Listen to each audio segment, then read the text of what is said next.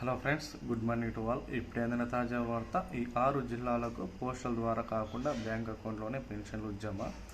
ఈ జిల్లాలకు సంబంధించి మీ పేరు ఉందో లేదో, మీ జిల్లా పేరు ఉందో లేదో చెక్ చేసుకోండి. ఈ పత్రాలు తప్పనిసరి అని ఒక వార్త అయితే రావడం జరిగింది. వాటికి సంబంధించిన పూర్తి వివరాలు మీకు వీడియోలో సవివరంగా కులకృషంగా అందించడం అయితే జరుగుతుంది. వీడియోని ఎక్కడ స్కిప్ చేయకుండా చివరి వరకు చూడండి. లైక్ కొట్టండి ఫ్రెండ్స్, అదేవిధంగా కామెంట్ చేయండి, అందరూ కూడా షేర్ చేయండి. వివరాలకి వెళ్ళిపోయినట్లయితే తెలంగాణ రాష్ట్రంలో ఒక ప్రముఖ 6 జిల్లాలకు మాత్రమే బ్యాంక్ అకౌంట్లో డబ్బులు జమ చేయాలని కూడా పేర్కొనడం అయితే జరిగింది. అవేంటో పూర్తి సమాచారం మీకు వీడియోలో అందించడం అయితే జరుగుతుంది. తెలంగాణ రాష్ట్రంలో పెన్షన్లకు సంబంధించి కీలకమైన సూచనలు జారీ చేసిన నేపథ్యంలో దీనికి సంబంధించి కూడా ఇప్పటి వరకు ఏవైతే కొత్త మార్పులు ఉన్నాయో ఆ మార్పులను కూడా తీసుకురావడానికి సిద్ధమైతే చేయడం అయితే జరిగింది.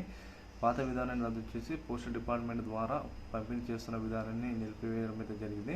పెన్షన్దారులకు అందరికీ కూడా పెన్షన్లను వారి యొక్క బ్యాంకు ఖాతాలోనే జమ చేయడానికి కూడా సీఎం రేవంత్ రెడ్డి గారు కీలక నిర్ణయం అయితే తీసుకోవడం అయితే జరిగింది. ఉన్నతాధికారులతో సమావేశ అనంతరం ఈ విధంగా కీలక నిర్ణయం అయితే తీసుకోవడం అయితే జరిగింది.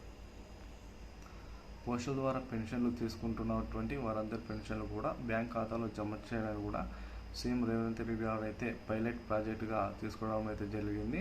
కొన్ని జిల్లాలకు మాత్రమే ఈ పోస్టల్ డిపార్ట్మెంట్ ద్వారా పెన్షన్లు అయితే పంపిణీ చేసేందుకు అక్కడ తీసుకుంటున్నటువంటి పెన్షన్దారుల యొక్క పెన్షన్లను బ్యాంక్ ఖాతాలో జమ చేయడం అయితే జరిగింది. పైలట్ ప్రాజెక్టుగా ఎన్ని జిల్లాలకు ఎంపిక చేయడం అయితే జరిగిందో ఆ 6 జిల్లాలకు అక్కడ చూసుకున్నట్లయితే మనకు పెన్షన్ అనేటివి ఏ జిల్లాలు పూర్తి స్థాయిలో తెలంగాణ రాష్ట్రంలో ఎన్ని జిల్లాలు, ఆ జిల్లాలను ఒకసారి పరిశీలించినట్లయితే కొత్తగూడెం, రాజన్న సిరిసిల్ల, ఖమ్మం, జగిత్యాల, కరీంనగర్, భద్రాద్రి కొత్తగూడెం లాంటి ప్రముఖ జిల్లాలలో ఈ పోస్టల్ ద్వారా కాకుండా బ్యాంక్ ఖాతాలోనే డబ్బులు జమ చేసేందుకు తెలంగాణ రాష్ట్ర సర్కారు కీలక నిర్ణయం అయితే తీసుకోవడం అయితే జరిగింది. ఈ నెల 15వ తారీఖు వరకు ఇవి కొనసాగుతాయని కూడా స్పష్టంగా అర్థమవుతుంది. 6 జిల్లాలో ఈ యొక్క పెన్షన్ అనేది బదిలీ ప్రక్రియ కొనసాగుతుంది. తర్వాతనే 15 తర్వాతనే రాష్ట్రంలో పెద్ద మొత్తంలో పెన్షన్ ప్రక్రియ అనేది పోస్టల్ ద్వారా కాకుండా బ్యాంక్ అకౌంట్ల ద్వారా కూడా జమ చేయడం కూడా ఆదేశాలు అయితే జారీ చేసిన నేపథ్యంలో కీలక నిర్ణయం అయితే తీసుకోవడం అయితే జరిగింది. రాష్ట్రం మొత్తంలో